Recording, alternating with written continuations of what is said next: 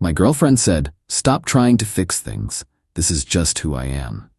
I calmly responded, "I believe you." Then I stopped trying entirely.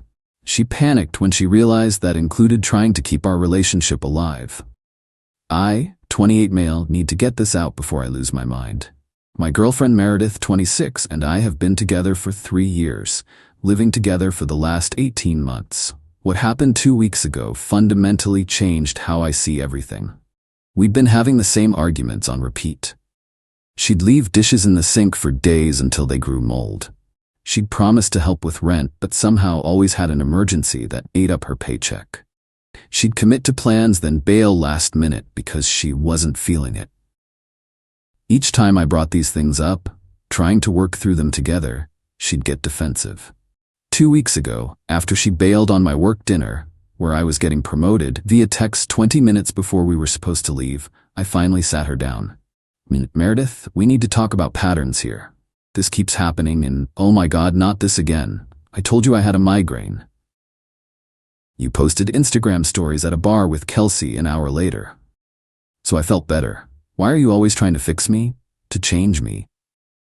I'm trying to work together on our relationship. These things affect both of us." That's when she said it, looked me dead in the eye. Her "stop trying to fix things, this is just who I am, take it or leave it." Something clicked in that moment.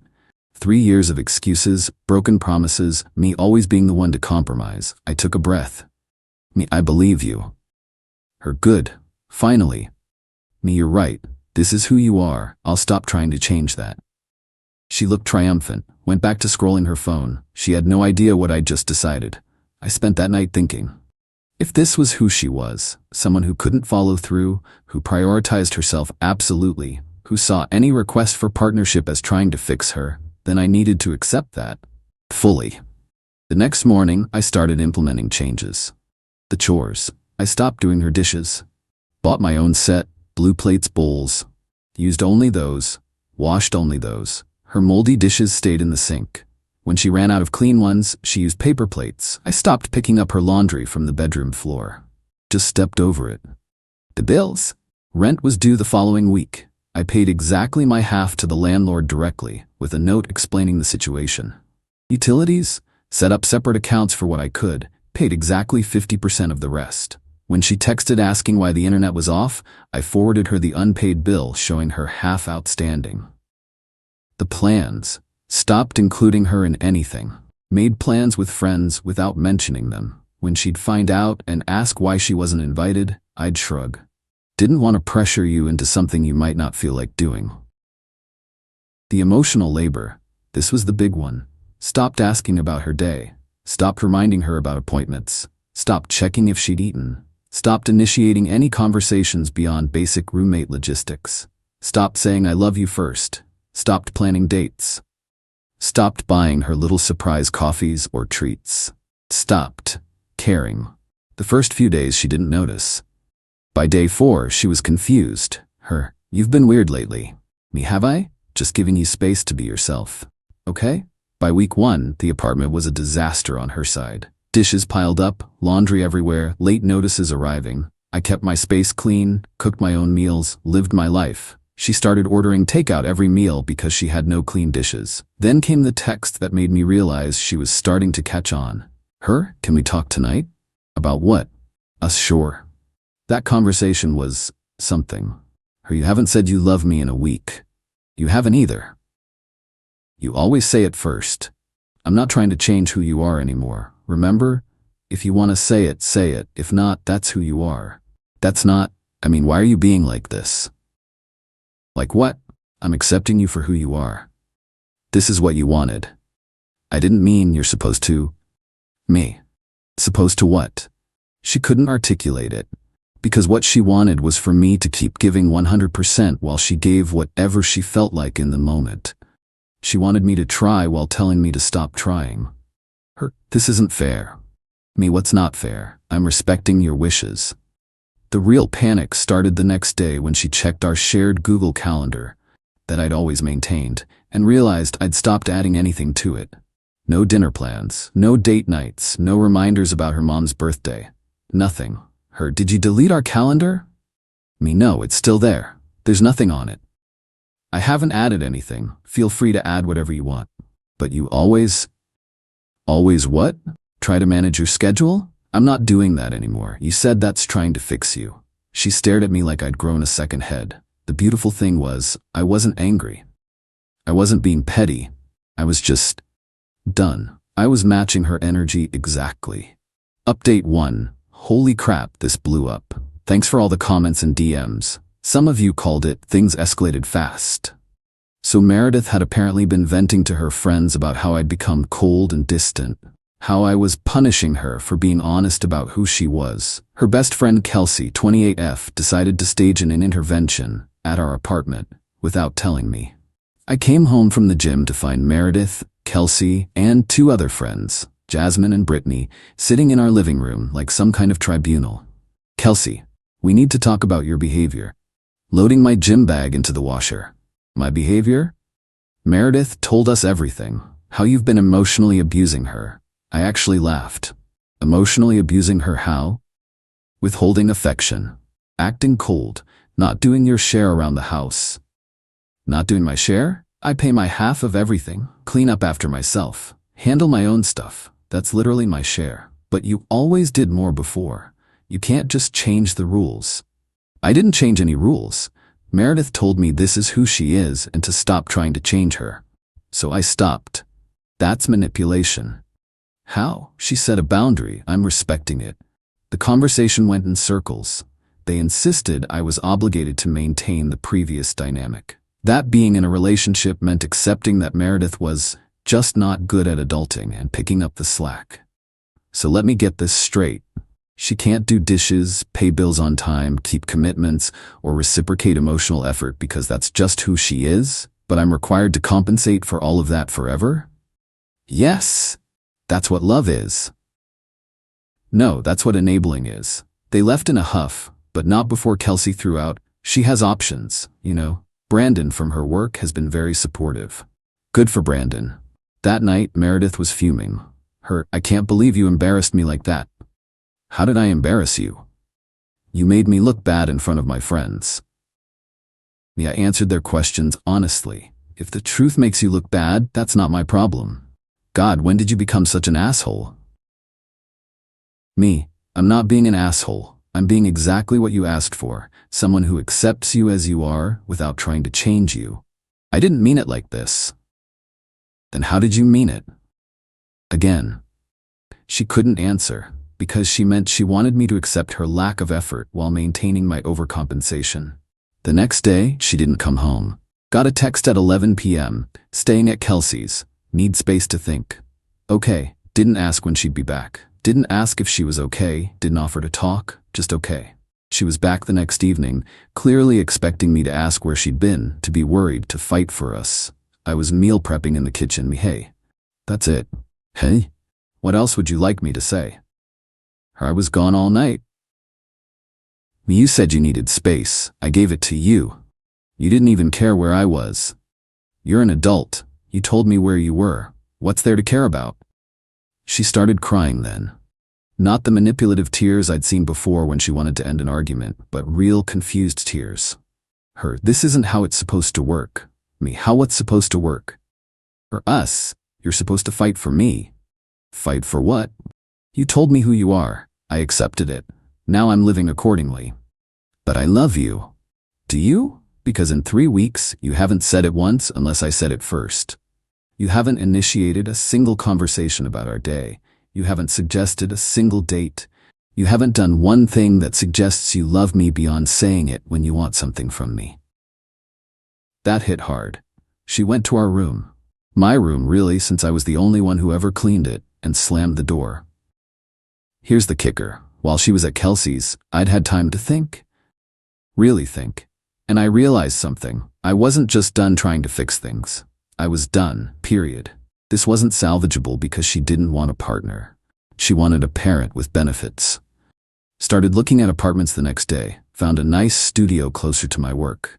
Put in an application. 2 days later, the landlord called. Not about my application, about the rent.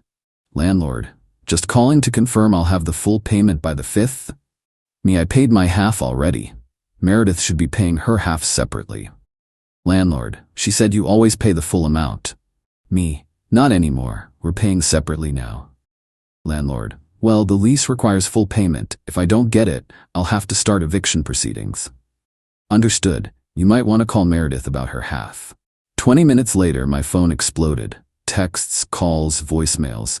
I was in a meeting, so I couldn't answer. When I finally checked, what did you tell him? He says we'll be evicted. This is so fucked up.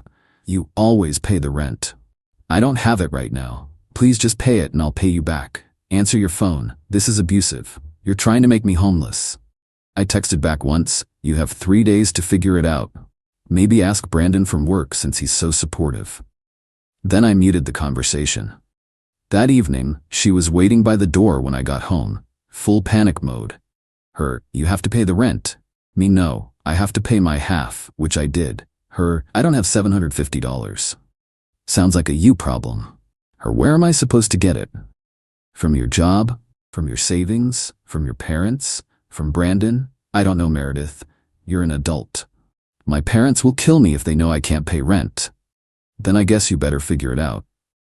How can you be so cruel? Me.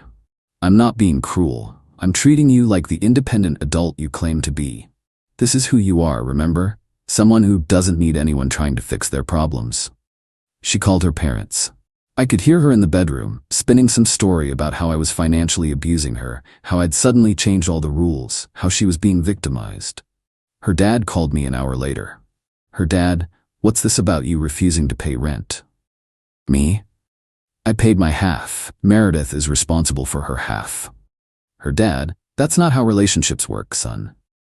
With all due respect, your daughter told me to stop trying to change her and accept who she is.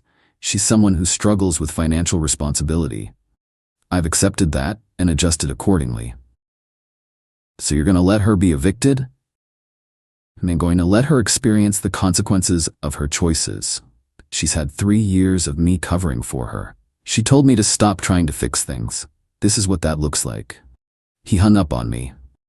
An hour later, Venmo notification. Meredith's mom sent her $750. Rent crisis averted for now. But I knew this was just the beginning. She'd shown me who she was, I'd believed her, and now she was mad about it. My apartment application got approved that night. Move-in date, 2 weeks. Time to make this done official. Update 2. Didn't expect to update so soon, but things went absolutely nuclear. So Meredith's parents paid her rent, but apparently they weren't happy about it.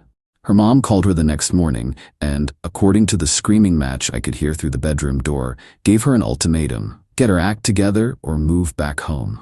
Meredith came out looking like she'd been through war. Her. I need to talk to you. Making breakfast. Okay. Her. My parents are threatening to cut me off. That sucks. That's all you have to say? What would you like me to say? I don't know, maybe care? Maybe help me figure this out? You told me to stop trying to fix things. This sounds like you wanting me to fix things. She literally screamed in frustration and stormed back to the bedroom. I ate my eggs in peace. That afternoon, while I was at work, she apparently decided to take matters into her own hands. I got a text from my landlord. Your girlfriend just came by asking to be removed from the lease. Says you're forcing her out? What's going on? I called him immediately. Me, I'm not forcing anyone out. What did she say exactly? That you're emotionally abusive and she needs to get away from you. She wants off the lease ASAP. Well, that works out perfectly. I actually have a new place lined up. I'm happy to sign a lease termination if she is. Oh, she seemed to think you'd fight it. Me? Nope. When can we make this happen? I can have papers ready by tomorrow, but you both need to be out by end of month. Me, perfect. Here's where Meredith played herself. She thought threatening to leave would make me panic and beg her to stay. She thought I'd fight to keep her, promised to go back to the old dynamic. Instead, I called her bluff. Got home that evening to find her and Kelsey in the living room. Kelsey was holding Meredith while she cried. Are you happy now? Look what you've done. What have I done? Kelsey, she went to remove herself from the lease because she can't live like this anymore. Great news. Landlord called. We can sign the termination papers tomorrow. We both need to be out by the 30th. The room went silent. Meredith's head snapped up. Her what? You want off the lease. I want off the lease. Win-win. I already have a new place. You already have a place? Me. Yep. Studio apartment. Move in on the 28th. You were planning to leave her. I was planning to leave a situation where I'm expected to be a caretaker, not a partner. Meredith just made it easier by initiating the lease termination. I didn't think you'd agree. Why wouldn't I? You're unhappy. I'm unhappy. This solves both our problems. Her, where am I supposed to go? Kelsey's? Your parents? Brandon's? That's for you to figure out. You're really gonna make her homeless? I'm not making anyone anything. She's an adult who made a choice. Choices have consequences. Then came the bargaining. Wait, we can work this out. I'll try harder. I'll do the dishes. Stop. This is who you are, remember?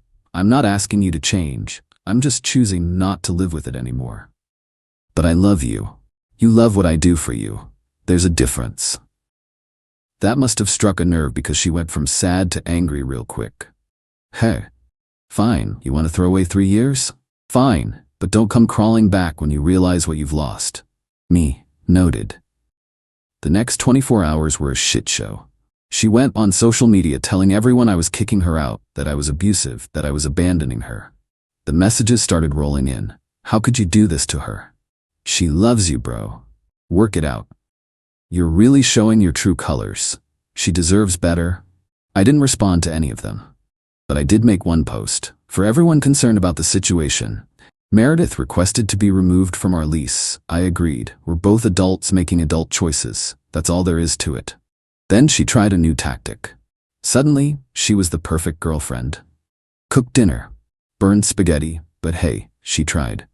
Did all the dishes. Cleaned the bathroom. Wore the lingerie I bought her 2 years ago that still had tags on it. Snuggling up to me on the couch. See? I can be better. We don't have to do this. Meredith, you're not being yourself. You're performing what you think I want. Isn't that what you wanted? For me to try? No, I wanted a partner who naturally reciprocated effort. You're showing me this isn't natural for you. It's forced.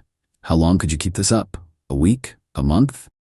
Before you resent me for making you do it? She deflated, because we both knew the answer. Her, so that's it? You're really done? Me, I've been done since the night you told me to stop trying. I just needed you to see it too. The next morning we signed the lease termination papers. The landlord, cool guy that he is, pulled me aside after. Landlord. For what it's worth, I get it. Had a tenant like her before. Always excuses, always someone else's fault. You're doing the right thing. When we got back to the apartment, reality hit her. She had 2 weeks to find a place to live, and apparently her options were limited. Her parents demanded she move back home and get her life together, which meant moving back to her small hometown 3 hours away. Kelsey? Apparently her roommate said absolutely not. Meredith had crashed there before and left the place a mess. Brandon from work? Yeah, about that. Turns out he has a girlfriend who wasn't thrilled about Meredith's sudden interest in couch surfing. Her other friends? Funny how quick they were to offer emotional support but not actual help.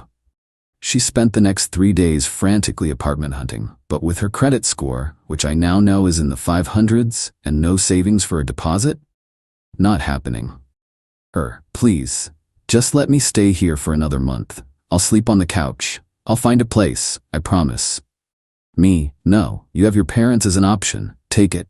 Her, I can't move back there. My life is here. Then you should have thought about that before treating your life here like someone else's responsibility. Final update. Moving day came faster than expected. I'd slowly been packing my stuff, and it was revealing just how much of our apartment was actually mine. The TV, the couch, the dining table, the kitchen appliances, the bedroom furniture, all stuff I'd bought before or during our relationship. She'd contributed some throw pillows and wall art. The night before move-out, she made one last desperate play. Showed up at my bedroom door in lingerie again. Her, one last night for old time's sake? Me, no. Her, seriously? You won't even. Me, Meredith, you're trying to use sex as currency. That's just reinforcing why this needs to end. She broke down then. Not manipulative tears, but genuine sobbing. Her, I don't know how to be different. This is all I know. I know, and that's not your fault, but it's not my responsibility to fix either. What am I supposed to do? Figure it out, like adults do. Maybe moving back home will give you time to work on yourself. You know what? Screw you. You never loved me. You loved feeling superior. You loved being needed. Maybe there's some truth to that, which is another reason this needs to end. We're not good for each other. She spent that last night at Kelsey's. I finished packing in peace. Moving day was anticlimactic. The movers came at 8 a.m., had everything loaded by 10. Meredith showed up at 9:30 with her dad and a U-Haul. She wouldn't look at me. Her dad shot me dirty looks but didn't say anything. The apartment looked so empty with all my stuff gone. Her things barely filled a corner. Really drove home how one-sided everything had been. As I was doing a final walkthrough, she approached one last time. I hope you're happy. I hope we both find happiness. Don't act noble. You destroyed us. No, Meredith, you told me who you were. I believed you. We destroyed us together. I handed my keys to the landlord and left. Didn't look back. The aftermath was interesting. Got a few more angry texts from her friends. Kelsey sent a particularly nasty one about how I'd ruined Meredith's life. I finally responded. Meredith is 26 years old. She chose to not do chores, not pay bills on time, not hold a steady job, not save money, not maintain her credit, not reciprocate emotional effort, and to tell me this was who she was and to stop trying to change it. I accepted her choice. The consequences of those choices are not me ruining her life. They're her life catching up to her. Blocked them all after that. From what I heard through mutual acquaintances, she did move back with her parents, got a job at her mom's office, posts vague quotes about narcissistic exes on social media. Still tells people I financially abused her. I'm good. My studio is small, but it's mine. It stays clean because I clean it. The bills are paid because I pay them. The fridge has food because I shop for it. There's no drama, no excuses, no constantly feeling like a parent to an adult child. Started therapy to work on why I stayed so long. Turns out I did have a bit of a savior complex. Needed to be needed. Working on that. The best part? The peace. My God, the peace. I didn't realize how exhausting it was constantly compensating for someone else's refusal to adult. How much mental energy I spent reminding, planning, fixing, covering. Had coffee with a coworker last week. She paid for her own without making it weird. Showed up on time, contributed to the conversation equally. It was normal. And normal felt revolutionary. Looking back, Meredith did me a favor with that fight. This is just who I am. 8 words that set me free. Because she was right. That was who she was. Someone who saw partnership as optional, effort as criticism, and accountability as abuse. And me? I'm someone who believes people when they tell me who they are. Thanks for following this journey, Reddit. For those asking, no, I don't regret it. No, I don't miss her. And no, I wouldn't take her back if she changed. Because she was right about one thing. You can't fix people. They have to want to fix themselves. And that's perfectly fine. Just don't expect others to break themselves compensating for what you won't do.